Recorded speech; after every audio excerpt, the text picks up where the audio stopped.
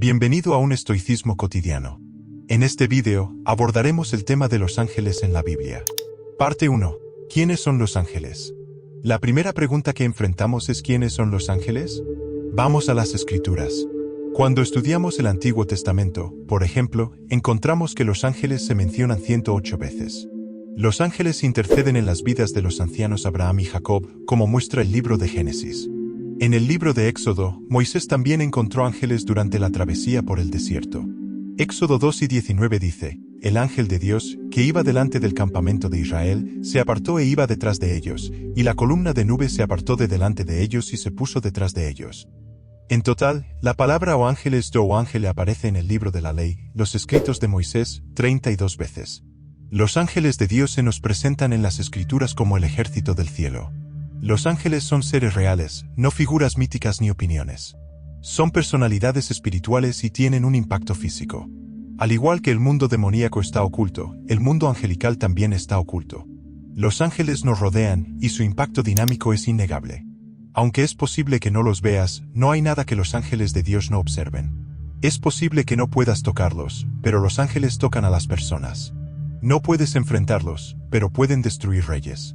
En la Biblia, el Señor eligió a un ángel en particular para ir delante de Moisés a Egipto, y solo él derrotó a toda una nación. La invencibilidad es una característica importante de los ángeles de Dios.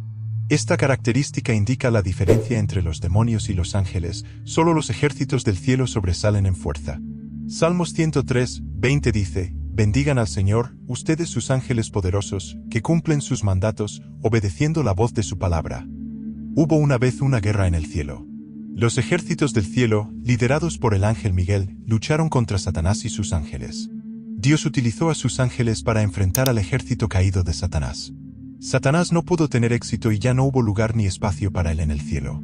Apocalipsis 12:7-9 nos dice, entonces hubo una guerra en el cielo, Miguel y sus ángeles luchaban contra el dragón, y luchaban el dragón y sus ángeles, pero no prevalecieron, ni se halló ya lugar para ellos en el cielo.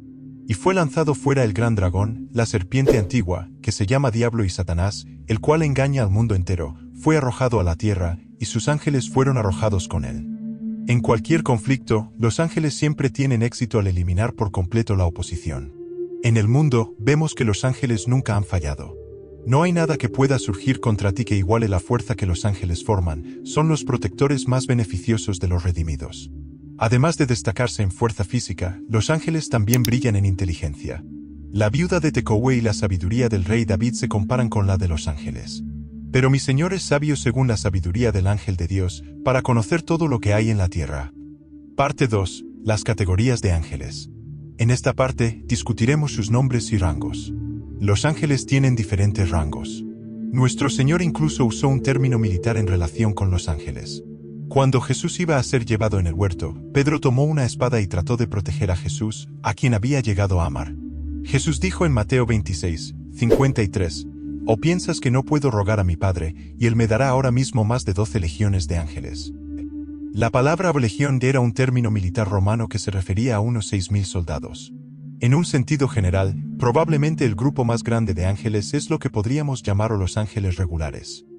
La mayoría de las veces que se mencionan los ángeles en la Biblia, se refieren a estos ángeles no identificados de otra manera. Hablar de ángeles ordinarios parece una contradicción en términos. Sin embargo, en cierto sentido, esta designación es apropiada cuando los contrastamos con las varias clases u órdenes únicas de ángeles que menciona la Biblia. Querubines. Los querubines son los primeros en aparecer en el orden angelical en las Escrituras. Aparecen justo después de la caída de Adán y Eva en el Edén. Génesis 3 nos cuenta los eventos en el jardín del Edén. Hubiera sido posible para Adán y Eva extender sus manos y tomar también del árbol de la vida, y comer, y vivir para siempre después de violar el mandamiento de Dios de no participar del árbol del conocimiento del bien y del mal.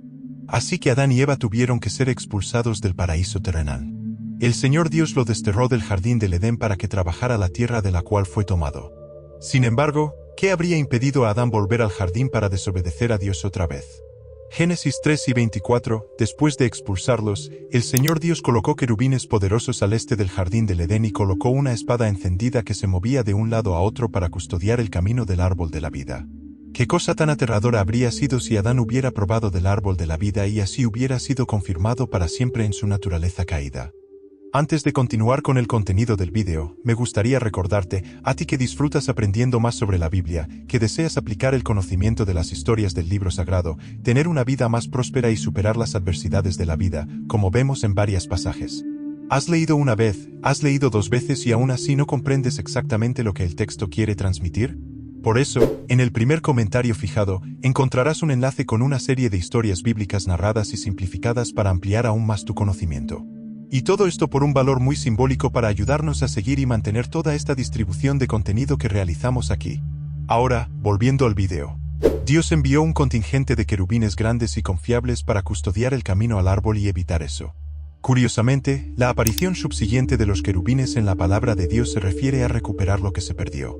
A Moisés se le dieron instrucciones claras y específicas sobre cómo hacer varios artículos de mobiliario que se usarían en el tabernáculo, según Éxodo 25. La primera descripción fue el propiciatorio y el arca del pacto, donde Dios garantizó encontrarse y comulgar con Moisés. ¿Qué anhelaba Dios poner sobre el propiciatorio? Eligió imágenes de querubines en oro. Mira la interesante descripción que Dios le dio a Moisés en Éxodo 25, 18-20. Y haz 2 querubines de oro martillado en los extremos de la cubierta. Haz un querubín en un extremo y el segundo querubín en el otro. Haz que los querubines sean de una sola pieza con la cubierta en los 2 extremos. Los querubines deben tener sus alas extendidas hacia arriba, proyectando sombras sobre la cubierta con ellas. Los querubines deben mirarse mutuamente, mirando hacia la cubierta. Serafines. Un grupo diferente de ángeles específicamente reconocidos son los serafines. En hebreo, seraf significa quemadores. Isaías, capítulo 6, nos habla de los serafines. El profeta Isaías registró su gloriosa visión en estas palabras. Vi al Señor sentado en un trono alto y elevado, y su manto llenaba el templo. Por encima de él estaban los serafines. Cada uno tenía 6 alas, con 2 de ellas se cubría el rostro, con 2 se cubría los pies y con 2 volaba. 6:6 Collinguiona. ¿Qué estaban haciendo los serafines? Isaías 6, 3 dice, vi el uno al otro daba voces, diciendo, Santo, Santo, Santo, Jehová de los ejércitos, toda la tierra está llena de su gloria. Isaías se dio cuenta de inmediato de que no tenía derecho a estar en la santa presencia de Dios, y lo reconoció. Isaías 6, 5-7 dice, y entonces dije, ay de mí, que soy muerto, porque siendo hombre inmundo de labios, y habitando en medio de pueblo que tiene labios inmundos, han visto mis ojos al Rey, Jehová de los ejércitos. Y voló hacia mí uno de los serafines, teniendo en su mano un carbón encendido, tomado del altar con unas tenazas, y tocó con él sobre mi boca, y dijo, he aquí que esto tocó tus labios, y es quitada tu culpa, y limpio tu pecado. Creatures vivientes. En la versión King James, un tercer grupo particular de ángeles se llama o 4 bestias. Sin embargo, otra traducción sería o 4 criaturas vivientes, que, al igual que los serafines, tienen 6 alas. Y las 4 criaturas vivientes, teniendo cada una de ellas 6 alas, estaban llenas de ojos alrededor y por dentro, y no cesan día y noche de decir, Santo, Santo, Santo es el Señor Dios Todopoderoso, el que era, y que es, y que ha de venir. Apocalipsis para el odio de Collin. En Apocalipsis 5, 7 y 19, las criaturas vivientes se representan en una actitud de adoración y alabanza. Aunque en Apocalipsis 15, las criaturas vivientes participan en derramar la ira de Dios sobre las personas no arrepentidas. Arcángel Miguel. Otra categoría angelical es la del arcángel. Esta posición la ocupa solo un ángel en el registro bíblico. La palabra arcángel significa príncipe principal. Este ángel es el más destacado de todos los ángeles sagrados. El arcángel se llama Miguel, que significa o quien como Dios. Cada vez que escuchas ese nombre, estás escuchando una pregunta, ¿quién como Dios? A menudo, en las Escrituras, como veremos, los hombres que recibieron visitas angelicales quisieron adorar a la creación en lugar del Creador. Así que es maravilloso y grandioso que el nombre de Miguel, el arcángel, nos invite a dirigir nuestra atención al Dios Todopoderoso. El profeta Daniel nos presenta a Miguel. Daniel había estado orando y Dios envió una respuesta por medio de un mensajero que fue obstaculizado en su viaje hasta que testificó.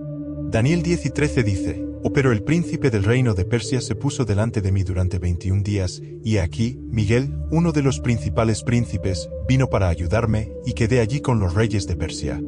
Michael tuvo que luchar por el libre paso de la palabra de Dios cada vez que lo vemos, es en conjunción con algún tipo de lucha espiritual. En su papel como luchador, Michael tiene un deber especial con Israel. Música. En Daniel 10 y 21 y 12, 1, se dice que es el príncipe de esa nación. A medida que leemos la historia antigua y moderna, creo que vemos la mano de Michael defendiendo a Israel. Como sabes, esa pequeña nación ha luchado en 4 guerras con sus vecinos desde que obtuvo la condición de Estado en 1948.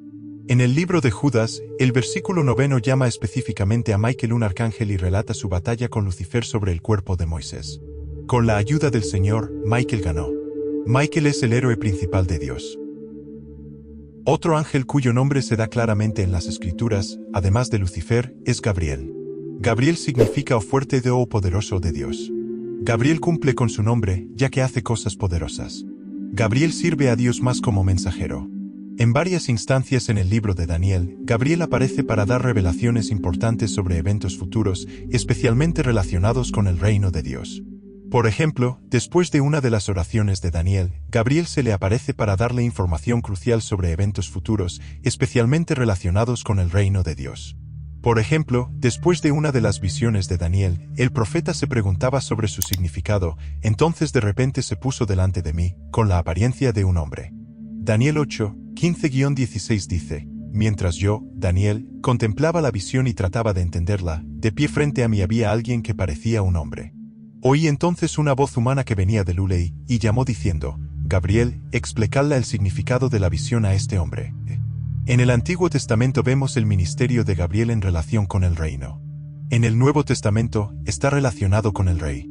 En su primera aparición, Zacarías esperaba ante el Señor en el templo. De repente, según Lucas 1:11, se le apareció un ángel del Señor, de pie a la derecha del altar del incienso.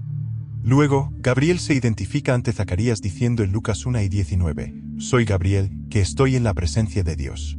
He sido enviado a hablarte y a darte estas buenas nuevas.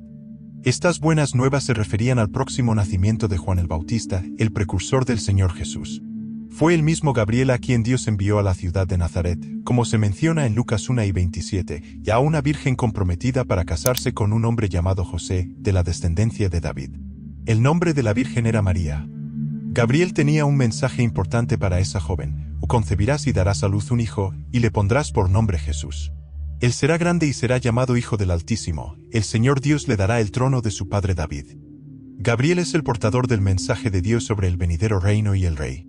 Dios confió a este ángel particular esa enorme responsabilidad y confianza. Lucifer, el original Satanás, también conocido por muchos como el diablo y Satanás, es mencionado en Isaías 2:12. Esta línea no solo le da nombre, sino que también nos dice algo esencial sobre él, y como caíste del cielo, Lucero, hijo de la mañana. Fuiste arrojado a la tierra, tú que debilitabas a las naciones. Debido a su propio orgullo y promoción personal, perdió su elevado lugar en el cielo y descendió de la gracia divina del Padre. Ahora opera aquí en la tierra, y en 2 ocasiones diferentes, nuestro Señor lo describe como el príncipe de este mundo, Juan 12:31. Este mundo está bajo su autoridad. Mientras que los ángeles Gabriel y Miguel tienen solo un nombre, según sabemos, Lucifer tiene muchos que indican aspectos de su mal carácter. Además de los mencionados, el libro de Apocalipsis le asigna nombres como el gran dragón, la antigua serpiente, el destructor, el acusador y el engañador. También se mencionan en la Biblia varias categorías menores de ángeles, como los santos y los vigías. El rey Nabucodonosor de Babilonia dijo en Daniel 4:13, estaba yo en mi cama, y aquí que velaba en mi mente visiones de mi cabeza, y vi un vigía, un santo, que descendía del cielo. Daniel 4:17 explica, por sentencia de los vigilantes y por mandato de los santos, a fin de que conozcan los vivientes que el Altísimo tiene dominio sobre el reino de los hombres y que a quien él quiere lo pone en él, y aun al más bajo de los hombres. En Daniel 4:23 se repite, vi en cuanto a lo que vio el rey, un vigía, un santo, que descendía del cielo y decía, cortad el árbol y destruidlo, pero dejad la cepa con sus raíces en la tierra, con atadura de hierro y de bronce en la hierba del campo. Sea mojado con el rocío del cielo y con los animales del campo sea su porción, hasta que pasen sobre él 7 tiempos. ¿Podrían estos vigías y santos estar aún trabajando hoy en día?